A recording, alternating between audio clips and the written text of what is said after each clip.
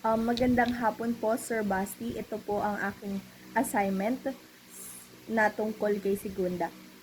Naniniwala po ako na hindi po kasalanan ni Segunda ang kanilang naudlot na pag-ibig ni Rizal.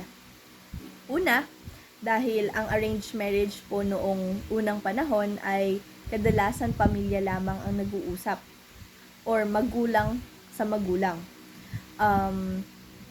Hindi rin naman din kasalanan ni Rizal at ni Segunda na magkagustuhan sila bago nila malaman na naka-arrange marriage na pala si Segunda.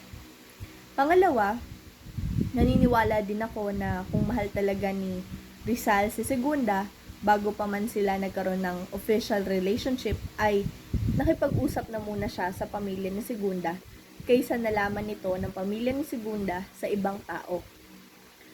Ang napulot ko pong aral sa kwento ni Segunda at Rizal ay mas mainam na magsabi tayo ng katotohanan na galing sa ating bibig sa mga taong may connection tayo, may relasyon tayo, upang maibigay natin ang totoong side natin at